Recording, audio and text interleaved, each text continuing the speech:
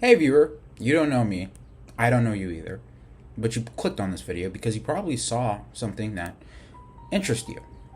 Well, I'm talking about Donald Trump.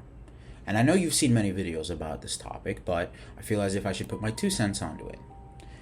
My name is Thomas. I'm a political science major, and I'm talking about what I think about Donald Trump, what I think about his policies, and what I think about him as a person. Well, talking about Donald Trump isn't just talking about one singular politician, it's talking about a complete transformation about political culture, and just not in a subtle way, unfortunately.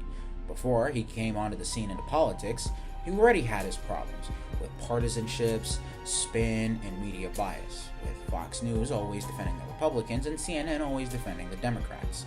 But there was at least some shared expectation about behavior, truth, and basic idea that governing required a compromise. Trump didn't challenge these norms. He treated them as an obstacle to bulldoze and push by pushing every single democratic institution to its limit. He turned politics into something louder, more combative, and far more centered on personality than policy. Even issues became a spectacle. Every disagreement nowadays seems like a feud, and suddenly everything in the system feels like it's running on outrage rather than finding solutions to the problems it started. One of the most frustrating aspects and how it reshaped the relationships between truth and politics is that Trump's communication style thrives on confidence over accuracy, claiming things that he's not even sure about that he doesn't even know. If something is repeated loudly, often enough, it sticks, regardless of whether it's backed by evidence. That's Trump's motto. That approach might be effective on rallying a base, but it comes at a real high cost. It erodes trust, not just in politicians, but in democratic institutions, journalism, and even basic facts. When people can't agree on what's real and what's fake, how are they supposed to debate about policy? How are they supposed to make informed decisions? It turns into a shouting match where volume matters more than substance or what's really going on. And that's the race to the bottom. There's more nowadays, right? There's more of a constant sense of division between being Democrat and being a Republican. Trump didn't, don't get me wrong, Trump didn't invent polarization, but he absolutely amplified it to a very bad degree.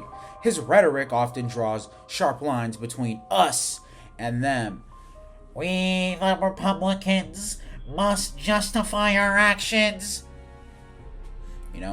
Whether it's political opponents, the media, or an entire group of people that frame might energize supporters but also deepens resentment and making cooperation feel like betrayal. Politics at this point has become less about solving problems or making the American people better, or not just American people, making people's lives better.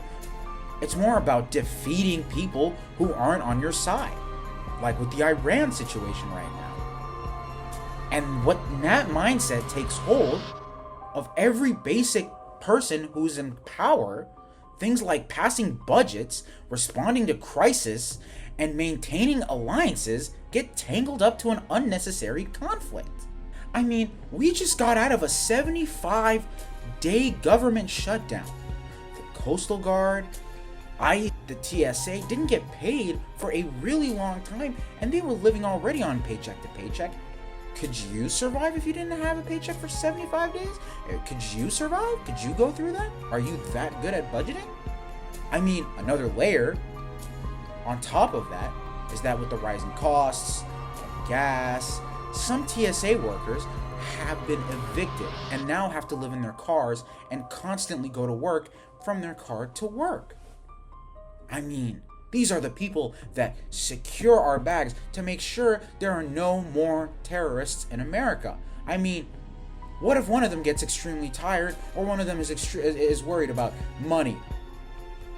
Well, a terrorist could just come up to them, offer them money, and we would have a way worse situation than 9/11. If that doesn't get you scared, I don't know what will. Politics, at this point, it's just maintaining alliances and getting up into unnecessary conflict.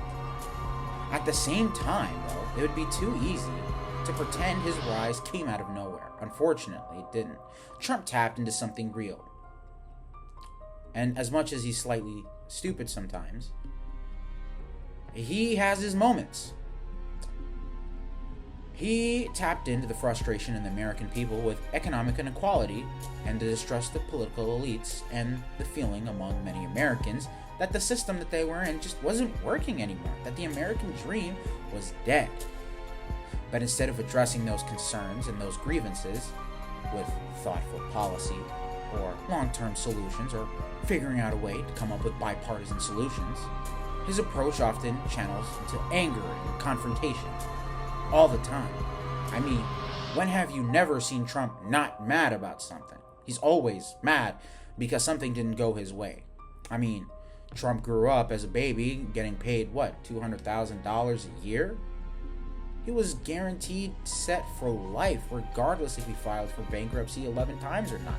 I forgot how many times he filed for bankruptcy, so I'm gonna come back to that. But it rarely means meaningful change, and it's constantly revving an engine without ever putting the car in gear. Like, Trump at this point is just a broken wheel. That's the best way I can describe him.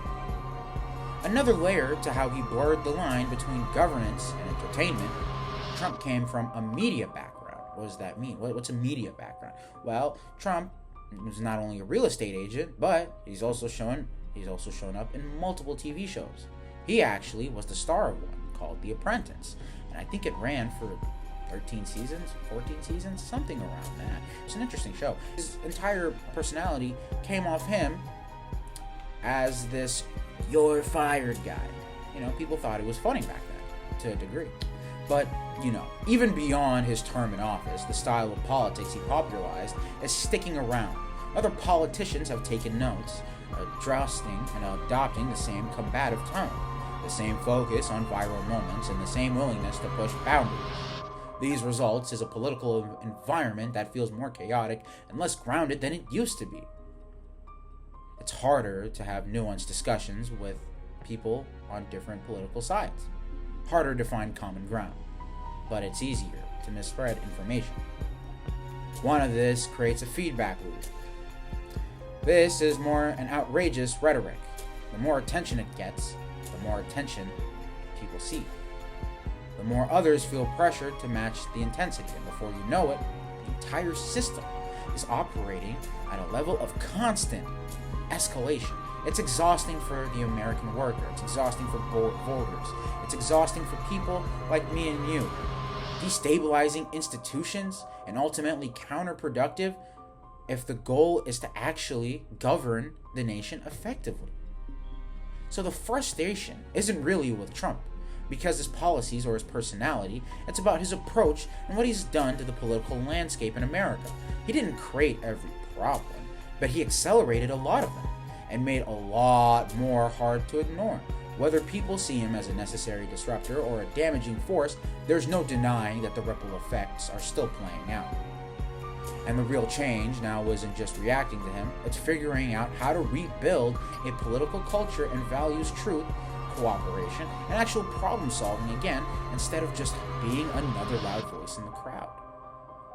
Donald Trump often typically goes on the media talking to his constituents over on Truth Social on his social media platform. Recently, he had an AI image generated of him as Jesus. That's blasphemy, and most of the MAGA base, believe it or not, are Christians. And I feel as if now some of the MAGAs, some of the people inside MAGA are completely distrusted with Donald Trump and at this point are disgusted with him. Donald Trump, at this point, is just a pony with a one-trick tail. I mean, what's his goal at this point? To divide Americans to the point where they can't even trust one another? Is his goal for another civil war within the nation? The United States has been a dominant superpower since the 90s, ever since the USSR fell. Now you look at the USSR, it doesn't exist anymore because the people were fed up with the nation itself. Because with the USSR, it took them about 10 years to get their own car built because they were focused on building weapons and they were more focused on the military than they were with their citizens. Of course they were going to collapse at some point. So the question is America on the same way? Is it on the same type of timing? The United States already has a big budget this year, requesting $1.5 trillion as the Pentagon budget. Donald Trump in his second term ran on a platform of new wars, that he would end the war in Ukraine on the first day of his office, the first day in office, that he would release the Epstein files, and that he would bring economic stability, that he would create more jobs and be more harder on immigration. 6 promises. Those are the ones I can think of off the top of my head. And you, the viewer, knowing this, how many do you think he has followed through? Well, let's go through it. The war in Ukraine is still going on. The Epstein files. He promised that he would create more jobs in the nation. No new wars. Come on. I mean, that was probably the easiest one he could have done. No new wars. Well, look at us now. We are in war with Iran.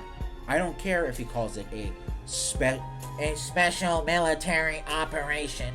It's not a special military operation. It's a war. Mind you, declaring war doesn't really happen that often. I think the United States has only officially declared war maybe 5 times. I'm not sure. Don't quote me on that, but it's somewhere around there. He ran on the ideology of no new war. Well, Benjamin Netanyahu came to Washington, D.C. to talk to him about striking Iran, that they were developing nuclear weapons of mass destruction. Well, when Obama was president, they had an agreement that they would not build nuclear weapons and they would only use nuclear for peaceful purposes to energize the nation within Iran, and had struck a deal with the Ayatollah. Well, how did that turn out? When Trump came into office in his first term, he torched that deal. When Biden came into office, he tried renegotiating the deal. Iran wasn't up to it, but when Benjamin Netanyahu came to Washington, D.C. to talk to Biden about striking Iran, Biden said no, that he wouldn't do it, that he wouldn't risk American lives for Israel. Well, now, Donald Trump, now in his second term, has killed the Ayatollah, has struck a elementary school in Iran with a Tomahawk missile. I mean, the list just goes on. And is Donald Trump really considering a ground invasion? Donald Trump doesn't even know the population within Iran. 91 million people, in case you didn't know. It's a really big country. And to do a military ground invasion with American troops, we're talking at least 100,000 people dead. Although we currently have the biggest military in the world, having about 1.8 million active troops, that's not enough. To ground an invasion and to occupy Iran?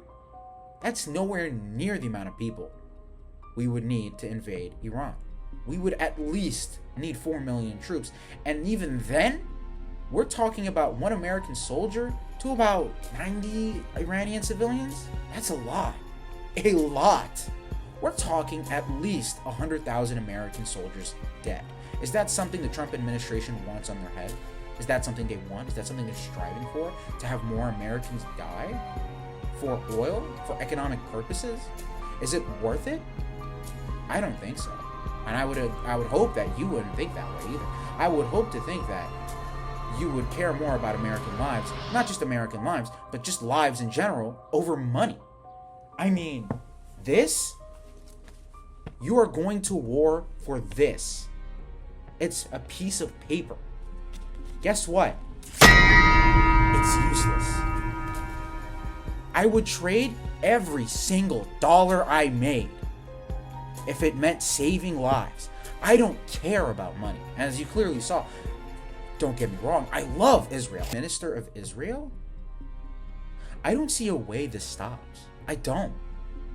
And with the elections in Israel coming up, the question is, will Benjamin Netanyahu stay in power?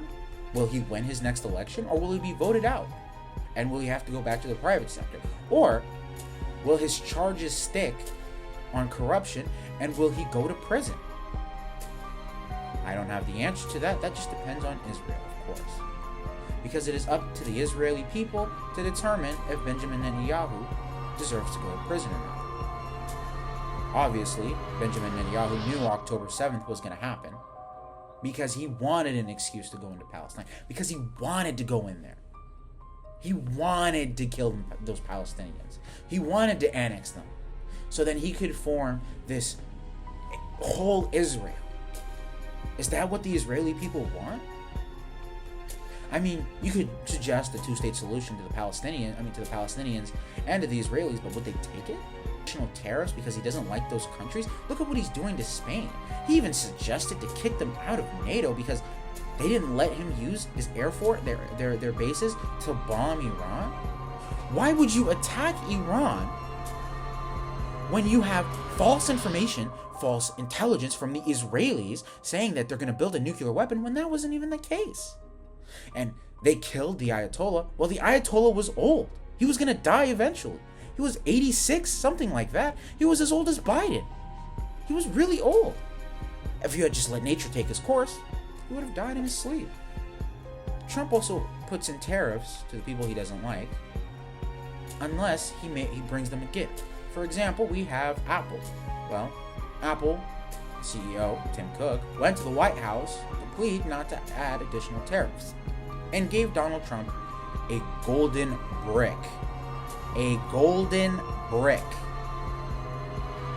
It's illegal for presidents to take gifts that aren't authorized by Congress. So he should be getting impeached just for taking those gifts alone. And that wasn't the only gift he got. I mean, look at him.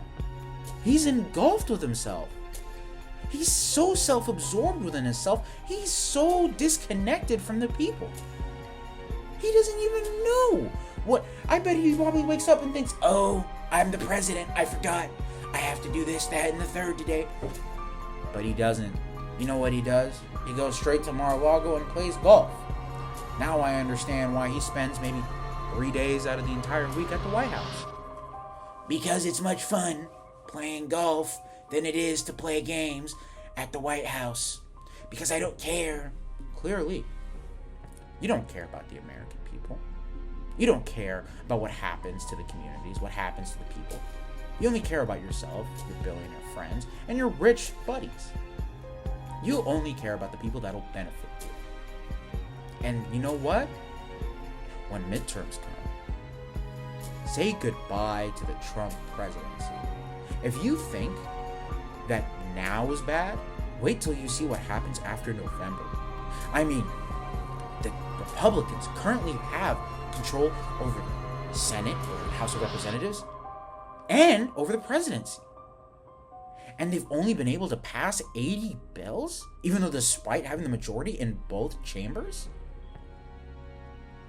How? I mean, how? How do you do that? Despite being the majority in both chambers, you're still failing at your job? This might just go down as one of the worst House of Representatives and one of the worst Senates in the entire history of both chambers. Look at them. It took them 75 days. Seriously? They don't care. And if you think they care about you, you're sorely mistaken. Sorely mistaken. Look at what's going on at the gas pump. I drive a regular Toyota Camry. It costs me $60 for a full tank in the state of Georgia.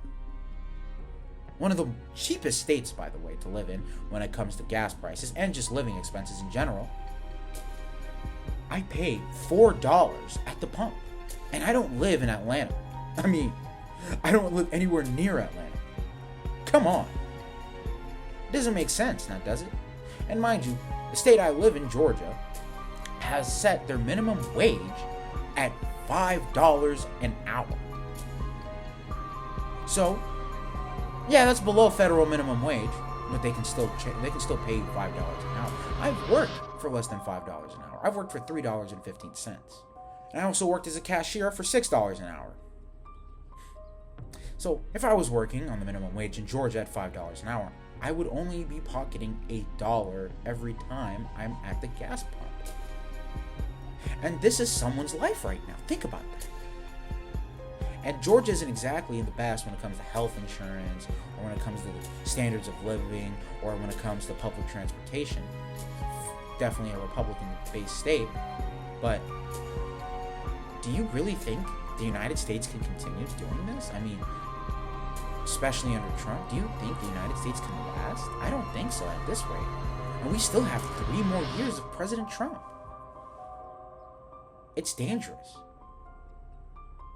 The United States must remember to never vote for a nationalist again. The United States must remember to never vote for a person that's too far left or too far right, regardless of political ideology. Because if they did, the entire world would be hurting because of this. I mean, come on. They might even go as far to make another alliance such as NATO, but instead of inviting the United States, they might invite some other nation so they can all counteract the United States. The United States, like I said, the people, the communities, the families, we all must remember to never, ever vote for a nationalist again, because we have practically destroyed our alliances, we have terrorized our allies, we have hurt our reputation overseas. And now because of this, the UAE is leaving. They're leaving OPEC. They're leaving the oil syndicate. So, my question is, where will the United States be in a year from now? Where will it be in 2 years from now? Where will it be in 2028? Definitely do know that there will be a Democrat president in 2028. That's no debate. Just depends on who they put as the Republican president-elect. Only person that I could personally think of that would win is someone like Tucker Carlson. But, knowing him, we won't want an isolationist policy. We wouldn't want to leave the United Nations. We wouldn't want to leave NATO. I mean, you don't want to leave NATO because it's not an American issue. These are still people. They still have families. They have communities. They have people that they care about. It's not the answer. I think there's another way around it, but that's leaving? That's not an answer. That's my stance. Anyways, thank you for watching my YouTube video. Have a blessed day.